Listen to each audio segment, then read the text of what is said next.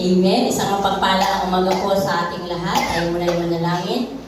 Hallelujah. Ang sabi nga lahat ng ating gawain sa Panginoon dapat nating pagkatiwala. Amen. Amang banal na makapangyarihan sa lahat. Diyos ang mapagpala, Diyos ang pagmahal, Panginoon sa mga hinirang mo, pinili mo, tinawag mo. Lord, sa umagang ito, Panginoon, tinataas namin, Panginoon, ang iyong pangalan. Lord, salamat po, Ama, sa kabutihan, Panginoon, na patuloy yung pinagkakaloob sa bawat sa amin.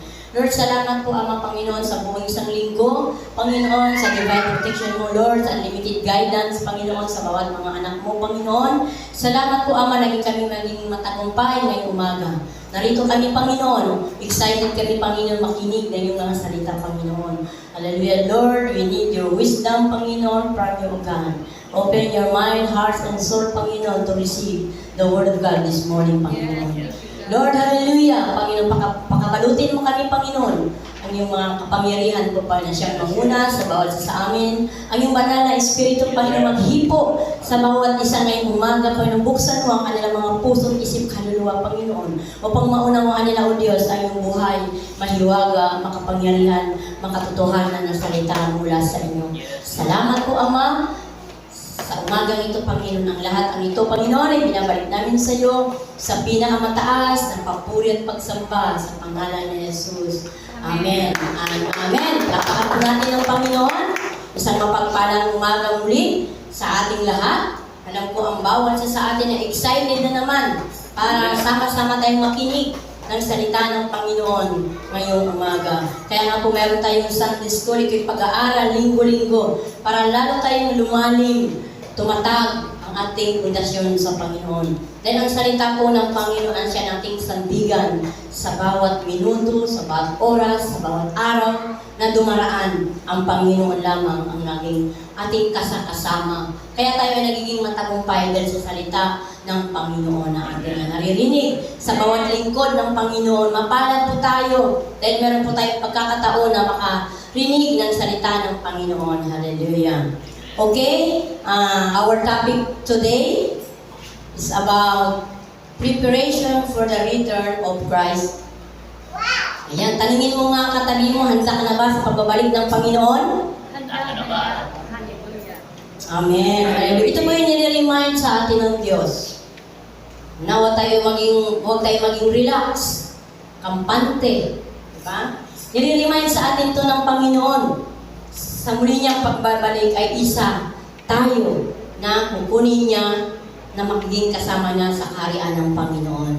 Hallelujah! Isa na ako, ikaw, tayong lahat. Congratulations! Kapag tayo ay isa sa madatna ng Panginoon na ang puso natin ay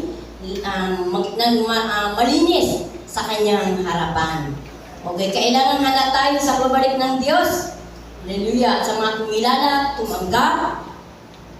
tumanggap sa Panginoon. Hallelujah! Tayo yun, mga anak ng Panginoon. Tayo yun. Walang iba po. Hindi po pwedeng maghanda yung hindi nakakilala sa Panginoon. Dahil po hindi nila alam.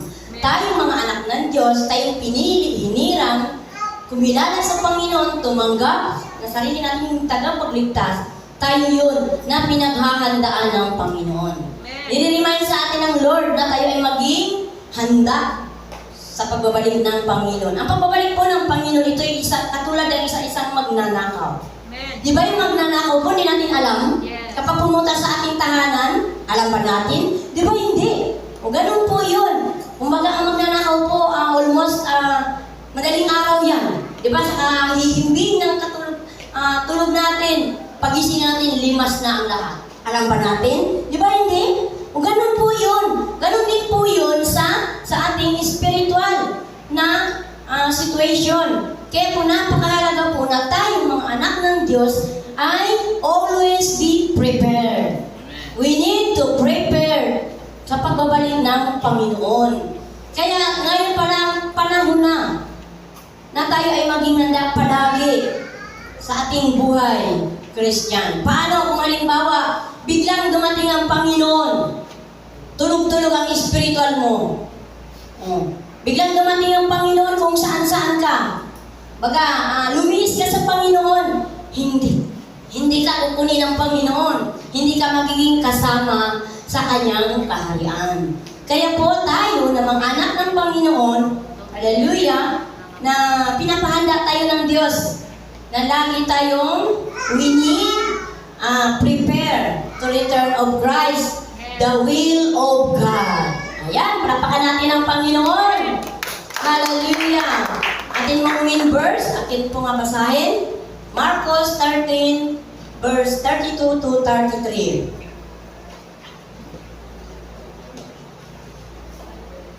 Ayan, hallelujah. Walang nakakaalam ng araw o ng oras na iyan, kahit ang mga anghel sa langit o anak man, ang Ama lamang ang nakakaalam nito. Mag-ingat kayo, di ba? Pinapaingat tayo ng Panginoon at magiging handa dahil hindi nyo alam kung kailan ito mangyayari. Napakaliwanag po ang sabi ng Panginoon, walang nakakaalam oras, buwan, minuto. Kumbaga yung mga napipreach po na sabi ang Panginoon ay babalik sa ganitong taon, hindi po yung totoo. Huwag po tayong maniwala doon. Bakit? Nandito mismo sa ating binasa. Diba? Maliwanag. Ngunit walang nakakaalam ng araw o ng oras na iyan kahit ang mga anghel sa langit o ang anak man, ito si Jesus. Ang Ama lamang ang nakakaalam nito. So maliwanag po na walang nakakaalam ang pagbalik ng ating Panginoon. Kaya tayo dito sa lupa, pinaparemind sa atin ang Panginoon na always prepare. Laging handa. Kahit anong oras bumalik ang Panginoon, madatnan ka ng Panginoon na sumusunod ka sa kanyang kalooban, na naglilingkod ka sa Panginoon ng tapat, na sumusunod sa kanya. Ayan, kaya mag-ingat kayo at maging handa dahil hindi nyo alam kung kailan ito mangyayari. Amen. Diba? Maliwanag po. For example po, sa tahanan, ang magulang, ang ama o ina, kapag umalis po yan, lahat po ng mga gawain sa bahay, tinutuka-tuka po yan. Paalis po yan. Alam ba ninyo kung kailan babalik? Di ba hindi? Oh. Kaya ganun din po yan ang Panginoon. Kumbaga hindi natin alam ang Panginoon kung kailan siya babalik. Katulad din po ng isang tahanan o ina kapag umalis sa isang tahanan, hindi alam ng mga anak kung anong oras babalik. Maliban na lang kung tatanungin mo. Kahit nga tinanong mo, may ano pa rin, di ba? Kaya ganun po yun. Ganun po pinapahiwatig sa atin ng Panginoon na tayo ay laging handa. Naging handa ito tayo. Bakit kailangan maging handa? Ang sabi, maliwanag po sa ating binasa sa Marcos 13, 32 to 33, walang nakakaalam. Oras o araw, buwan, taon na ang pagbalik ng ating Panginoon. Kaya po napakahalaga po sa atin, tuloy-tuloy lang po tayo. Tuloy-tuloy lang po tayo sa paglilingkod sa Panginoon. Dahil po sa pagbalik ng Diyos, katulad ng isang magnanakaw. Ayan, tulad ng Panginoon doon. The Lord says, always be prepared. Anytime, pwedeng bumalik ang Panginoon. Anytime, pwede tayo kunin ng Panginoon. Paano na lang kung ang puso mo ay hindi maganda? Kung ang puso at isipan natin hindi maayos sa harapan ng Panginoon, kapatid, ayaw ng Panginoon ang ating mga puso at isipan na marurumi. Kaya ang sabi ng Panginoon, we need always prepare the will of God. Kaya pakatandaan po natin, lagi tayong handa. At sabi nga, ang Kristiyano ay dapat laging handa. Amen. Ayan. Ayan na. Palakpakan natin ang Panginoon. Ayan. Hallelujah. There are 2 points. Number 1, prepare our mind. Ayan. Laging handa ang ating kaisipan sa mga positibo. Punuin natin ang makalangit na kaisipan. Yan po ang nais ng Panginoon sa buhay natin, na ang kaisipan po natin ay laging malinis. Tandaan po natin ang kaisipan po ito minsan, ito ang nagdadala sa atin sa makasalanan. Bakit? Kasi nag-iisip tayo. Nag-iisip tayo sa kapwa natin hindi maganda. Kasalanan po yan. Kumbaga, ang isip natin at paa, ito ang nagiging kung saan tayo paroroon. Halimbawa, nag-isip ako, pupunta ako doon sa lugar na to. Na yun. Ayan. O, naisip rin automatic ang paa mo doon. O, di ba? Ang paa natin, kung saan ang isip natin, paa natin sumusunod. O, di ba? Kung ang kaisipan mo ay maayos ang paa mo, napupuntahan. direksyon, kumbaga. Kaya ang puso't isipan natin kaluluwa, ang ating katawan, yan ay templo ng Panginoon. Kaya dapat natin laging pakalaisin ang ating isip, puso, kaluluwa ay maging malinis palagi. Para, sabi ng Panginoon, anytime siyang bumalik kasama tayo doon sa kaharian ng ating Panginoon. Ayan, punuin po natin ang mga magagandang kaisipan ang ating mga ninanais sa Panginoon. At yun pong basahin sa 1 Peter 1, verse 13.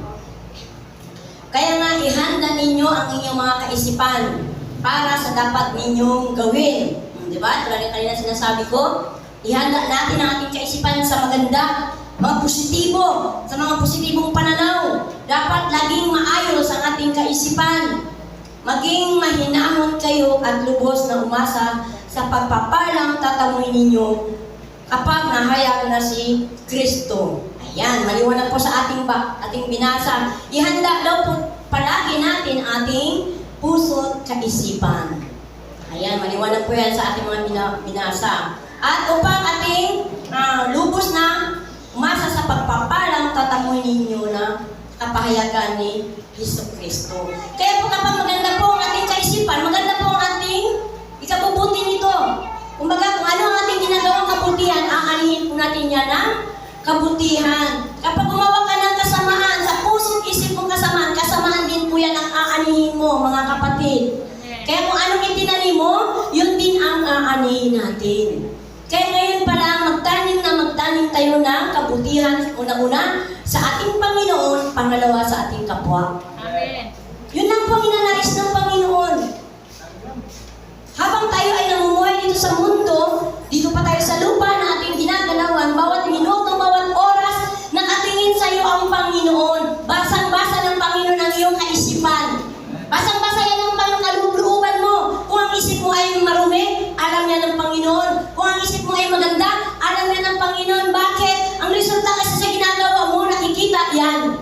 Kung ang isip mo ay maayos. Amen. Ang result po yan sa ginagawa po natin. Kaya dapat, kahit hindi ka po magtanungin yung isang tao, alam mo po yun, kung ang kanyang espiritu ay maayos o hindi. Tayo mga Kristiyano, may iba-iba pong kaloob. So ako po meron po kaloob po ang discerning spirit. Kaya alam ko po, ang tao kapag nakausap ko, alam ko po yun. Kumbaga talagang iba-iba pong kaloob ng Panginoon. Bakit? Dahil nananahan ang banal na espiritu sa atin ng Panginoon. Kumbaga talagang kapag tayo ay maging maayos sa harapan ng Panginoon, ang lahat ng ating gagawin ay maging maayos din. Amen. Nagre-reflect po yan. Nagre-reflect po yan kahit sa pananalita. Alam po yan ng Panginoon kung ang puso mo ay hindi maayos. Bakit? Kasi itong lumalabas. Itong lumalabas sa ating mga labi. Ang nasa puso, siya ang lalabas. Kaya tayo pinapahanda lagi ng Panginoon. Pinapahanda tayo lagi ng Panginoon. Always clean, heart, pure. Ayan. Naglingkod ka na lang sa Panginoon. Itulo mo na. Huwag na yung ups and down. Minsan kasi sa Kristiyano, mapapansin po natin, 1 year, init na init yan sa Panginoon. 2 years, mainit sa Panginoon. 3 years, malamig na.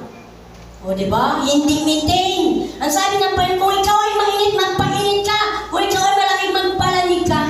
Pero ang sabi ng Panginoon, on fire lagi ang puso natin sa Panginoon. Laging uhaw, sabik sa presensya ng Panginoon na ating mararanasan. Paano ka pagpapalain ng Lord sa lahat ng ginagawa mo kung ang puso mo marumi? Hindi ka pagpapalain ng Panginoon.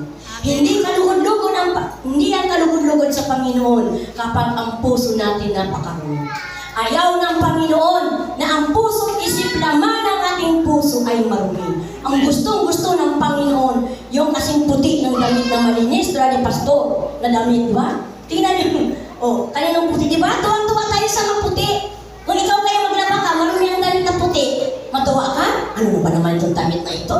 May mga mansa, may mga ano. O di ba? Ganun tayo. Inalit talaga tayo ng Panginoon sa ibang bagay na gusto ng Panginoon kasing puti, kasing linis ng ating puso sa paglilingkod natin sa Panginoon. Kaya po maliwanag po ang sabi ng Panginoon, mga kapatid, always be prepared to return of Christ. Kaya po alam mo yan kapag malinis ang puso mo. Alam mo yan kapag unaspat ka ang ginawa ng Panginoon. Alam mo yan nag-align sa Panginoon. Ang puso mo naging nakakonect sa Panginoon. Naging malinis ang ating kaloob-looban.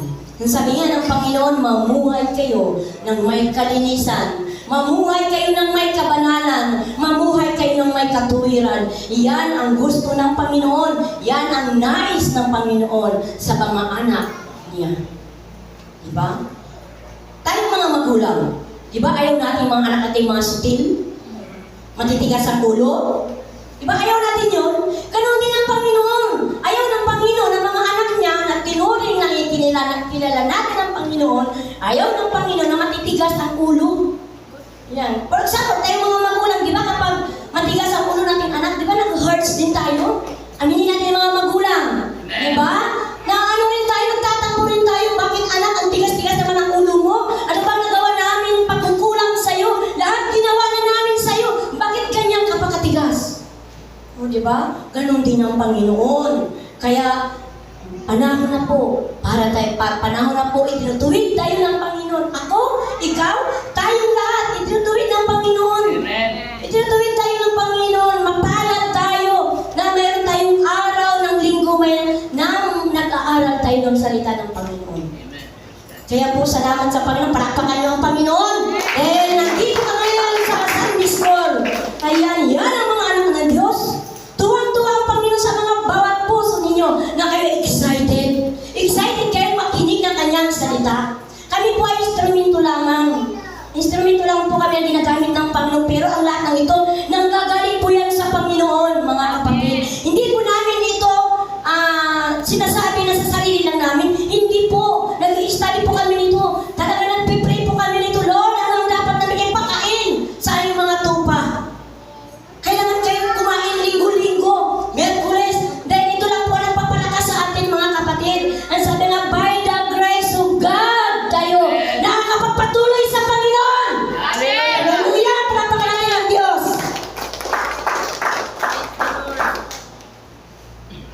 Ganon po yun. Ganon kabuti ang Panginoon. Ganon tayo kamahal ng Panginoon. Kung hindi tayo mahal ng Panginoon, hindi po mag-share ang mga lingkod ng Panginoon. Mahal tayo ng Panginoon. Dito pa tayo sa lupa. Nakatapak pa tayo sa lupa. Kumbaga, by the grace of God lang tayo nakapagpatuloy sa gawain ng Panginoon. Subukan ninyo isang buwan kayo na magsimba. Ano ang mararanasan ninyo? Subukan mo isang taon na hindi kayo magsimba. Anong mararanasan sa buhay niyo? Di ba? Puro kaguluhan. Walang kapayapaan. Puro gulo ang kaisipan. Nakakagawa ka ng mga kasalanan na hindi man inaasahan. Bakit? Kasi punong-puno na ang puso mo na hindi maganda. Kaya mo nang gawin. Kasi walang conviction. Kasi hindi ka nakakunik sa Panginoon. Pero kapag nakakunik ka sa Panginoon, mga kapatid, hindi ka makakagawa ng mga kasalanan. Kasi takot ka na tayo parusahan ng Panginoon. O, di ba? Ganun tayo kamahal ng Diyos. Kaya sabi ko, Lord, salamat. Salamat, Lord, na ginamit mo ako. Kahit ako mismo ay talagang nandoon pa, lalong nag-aaral. Lalo kami nag-aaral para sa iba't ibang mga kapahayagan ng salita ng Panginoon i-share namin sa inyo. Then ang obligasyon po namin ay pakainin kayo ng salita ng Panginoon. Yan ang aming obligasyon bilang pastor-pastura na i-share namin ang dapat i-share sa inyo para tayo ay mamuhay ng matuwid. Para tayo ay mamuhay doon sa kalooban ng Panginoon. Balutin natin ang ating kaisipan na punong-puno ng makalangit. Kaya po salamat sa Panginoon na talagang ang Diyos ay napakabuti sa ating buhay. Hallelujah. Basahin po natin sa Santiago 1 verse 7 up to 8. Huwag umasa ang tatanggap ng anumang mula sa Panginoon. Ang taong pabago-bago ang isip ay di alam kung ano ang gusto talaga. Ayaw ng Panginoon na pabago-bago ang ating kaisipan. Ayan. Ayaw ng Panginoon. Masimba ako sa linggo. Susunod, hindi naman. Punta ko sa Merkules. Sa sunod, hindi naman. Ayaw ng Panginoon yun. Napabago-bago. Di ba maliwanag dito? Sabi ng Panginoon, huwag umasang tatanggap ng anumang huwag umasang tatanggap ng anumang mula sa Panginoon. Ang taong pabago-bago ang isip ay di alam kung ano talaga ang kanyang nais.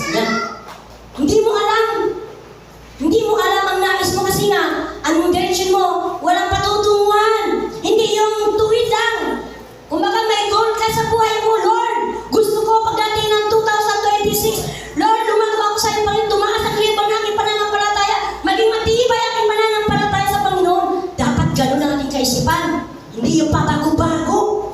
Kaya walang nangyayari. Walang natutupad. Kasi pabago-bago ang ating kaisipan. O di ba? Kaya ang salita ng Panginoon, alam mo, nakabase lang kami sa salita ng Panginoon. Kaya sabi ko, Lord, salamat nagkaroon kami ng TV. Na hindi lang kami nagsasalita, mismo kayo. Alam nyo dyan ang aming sinasabi. May patunay na hindi namin ginagawa ang mga salita niyan.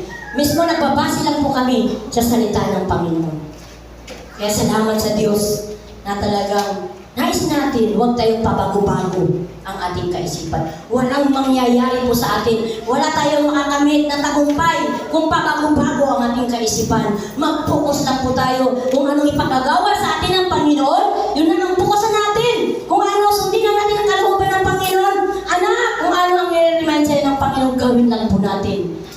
Ang pagsunod po, yun ay paggalang sa Panginoon. Amen. Sabi sa Kawikaan 11:27, ang paggalang at pagsunod kay Yahweh ay nagpapahaba ng buhay.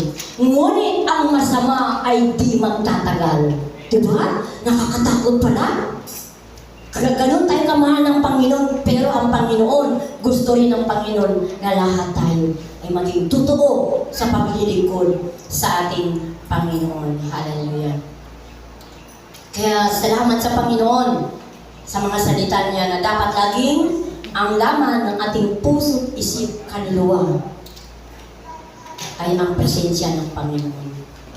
Ang mga salita niya na lagi nating naririnig sa mga lingkod ng Panginoon dapat nakatanim sa ating puso at yan ang ating i-apply, yan ang ating ipamumuhay bilang isang anak ng Panginoon. Number 2, be prepared to testify. Maging handa tayo sa pagpapatutuo lagi sa kabutihan ng Panginoon. Basahin po natin 2 Timothy 1 verse 8. Kaya't huwag kang mahihiyang magpatutuo para sa ating Panginoon.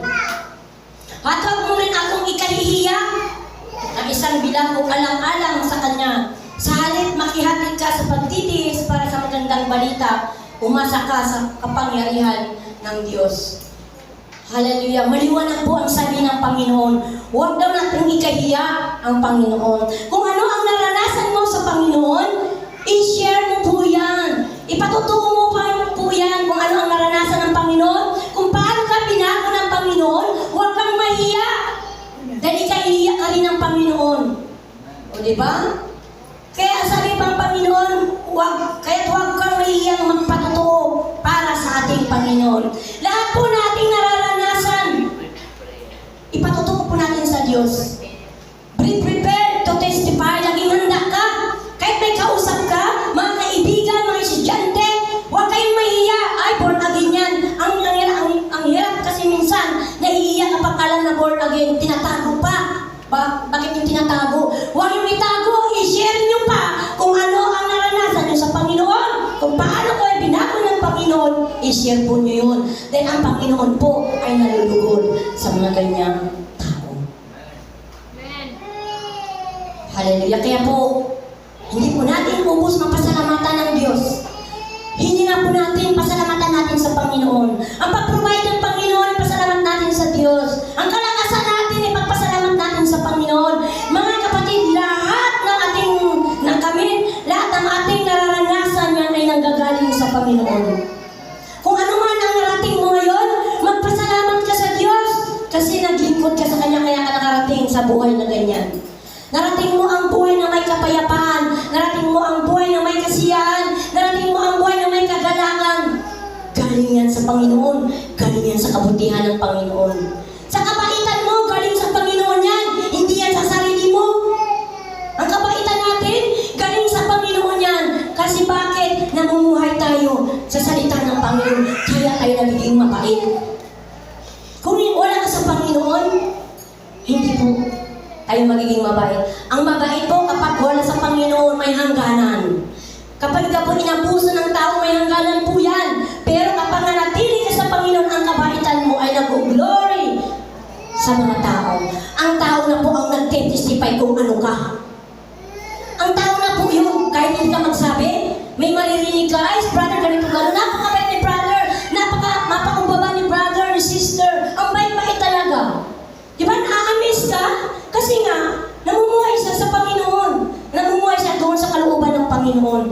Namumuhay siya ng may kalinisan sa kanyang puso, isip at kaluluwa.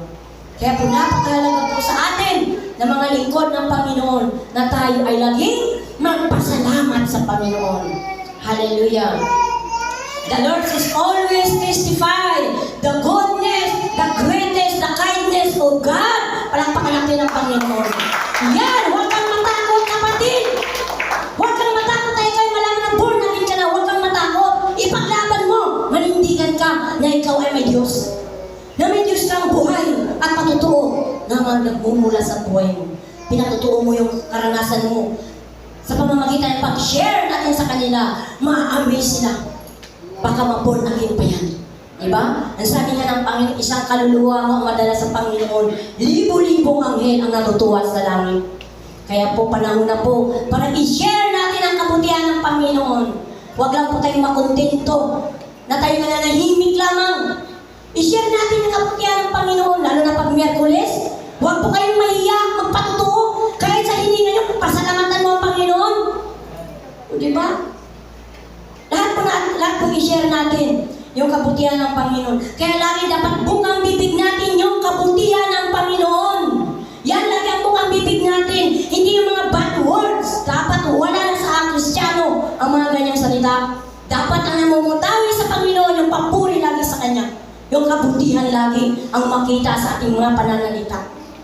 Yan po ang gusto ng Panginoon, na tayo ay laging magpasalamat sa Diyos. Hallelujah. Matthew 10:32-33. Bulhak. Hallelujah. Ang sinumang kumilala sa akin sa harapan ng mga tao ay kikilalanin ko rin naman sa harapan ng aking amang nasa langit. Ngunit ang sinumang ikaila ako sa harapan ng mga tao ay kakaila ko rin sa harapan ng aking amang nasa langit. Wow, di ba? Lagi tayo pinapaalahanan ng Panginoon. Huwag nating ikaila ang Panginoon. Huwag nating itago ang Panginoon sa buhay natin. Lagi nating i-share. Lagi tayong magpakatotoo sa pagka-Kristiyano. Amen. Hallelujah. Karapat dapat laging handa tayo sa pagpatutuo sa ginawa ng Panginoon sa ating buhay. Lagi natin itataas ang Panginoon sa buhay natin. Lagi natin i-glorify ang Panginoon sa buhay natin. Lord, salamat binago mo ako. Lord, salamat meron kaming buhay na may kapayapaan. Meron kaming buhay na kasiyasiyahan. Meron kaming buhay na kagalakan mula sa inyo. Walang hanggang kapayapaan po ang ating mararanasan kapag tayo ay manatili sa Panginoon at hindi natin siya ikahihiya. Walang hanggang kapayapaan po ang ating mararanasan. Diba na napakasarap pakinggan kapag sabihin ka ng Panginoon, "Welcome, faithful my servant." Palakpakan natin ang Diyos. Diba ang sarap pakinggan kapag ikaw ay nasa langit na? Pag ikaw ay nandun na tayo sa kaharian ng Panginoon, "Welcome, my faithful servant." Grabe ang Panginoon, hallelujah. Kaya grabe po, kaya panahon na po tayo maging totoo, maging seryoso tayo sa paglilingkod sa ating Panginoon. Panghawakan lang po natin ang salita ng Diyos. Makakasama po tayo sa kaharian ng Panginoon kapag tayo po ay laging malinis ang ating puso, isip, kaluluwa, at lagi nating i-testify ang kabutihan ng Panginoon. Hallelujah. Yes, Lord. Salamat po, Panginoon, sa mapagpalang salita mo ngayong umaga. Gusto ko lang pong i-recap sa ating mga nahuli. Prepare for the return of Christ. Paghandaan po natin ang pagbabalik ng ating Panginoon.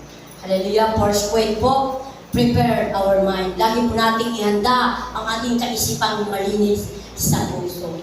Hallelujah. Number 2 po, be prepared to testify the Word of God. Testify the goodness of God. Testify the greatness of God. Testify the kindness of God. I-testify po natin ang pagbabago ng Panginoon sa bawat buhay natin. Palakpakan natin ang Panginoon. Hallelujah! Hallelujah! Salamat po, Panginoon, sa napakagandang salita mo ngayong umaga. Tayo po tayong lahat. Hallelujah! Itaas po natin ang ating mga kamay sa Panginoon. Oh, wonderful God. Hallelujah! Thank you, Lord, for message this morning, O God. Salamat po, Panginoon, sa napakagandang salita mo na aming narinig ngayong umaga. Salamat po, Panginoon, may pagkakataon pa kami, Panginoon. Binigyan mo kami ng pagkakataon maghanda ang aming mga sarili. Ihanda namin, Panginoon, ang aming puso, isip, kaluluwa, Panginoon. Lagi namin ihanda po, Panginoon, ang pag-testify sa iyong kabutihan. Lord, yan ang nais mo sa aming mga buhay, Panginoon. Lord, yan ang nais mo sa mga anak mo na pinili mo, iniran mo, Panginoon, tinawag mo, na hindi kami magsasawa, Panginoon, na ikaw ay papurihan, na ikaw itaasan yung pangalan, na ikaw, Panginoon, ay sambahin, Panginoon. Salamat po, Diyos. Salamat po, Panginoon. Tunay nga, Panginoon, ikaw ay Diyos na buhay na aming pinaglilingkuran. Tunay nga, Panginoon, ikaw ay gumagalaw, kumikilos sa bawat buhay ng mga anak ngayong umaga, Panginoon. Salamat po, Diyos. Ang sarap, Panginoon, mag-aral na yung mga salita. Dahil salita ng Panginoon kami, Panginoon, ay nagbabago ang aming mga buhay, Panginoon. Salita mo, Panginoon, pinapalaya mo kami, Panginoon. Ang salita mo, Panginoon, nagbibigay sa amin ng inspirasyon, nagbibigay sa amin ng lakas upang kami, Panginoon, patuloy na gumawa ayon sa iyong kalooban, Panginoon. Salamat po, Ama. Lord, I declare, Panginoon, ngayong umaga, I declare po, Panginoon, buksan mo palagi aming mga puso, isip, kaluluwa sa pagtanggap na iyong mga salita, Panginoon. Sa pagtanggap na iyong mga salita, Panginoon, upang maunawaan namin na kami ay totoong mga anak mo, Panginoon. Magawa namin, Panginoon, ang totoo sa paglilingkod sa inyo. Sa seryosong paglilingkod sa inyo, Panginoon. Panahon na, O Diyos. Tunay na po, Panginoon, ang sabi mo, Diyos, sa iyong mga salita sa pinag-aralan kanina. O Diyos, walang nakakaalam sa pagbalik mo, Panginoon. Walang nakakaalam oras, taon, panahon, Panginoon. Ngunit, Lord, kami mga anak mo, alam namin, O Diyos, excited kami, Panginoon, na ikaw ay salubungin, Panginoon. Excited kami, Panginoon, na ikaw ay salubungin sa pagbabalik mo, Ama. We worship you, God. We worship you. Salamat po, Panginoon. Salamat, Lord.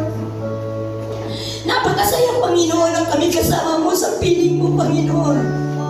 Napakasaya, Panginoon, kami mo, Diyos. Isa kami, Panginoon, na kinuha mo. Nakasama mo sa iyong kaharian, Panginoon. Salamat po, Ama, Lord.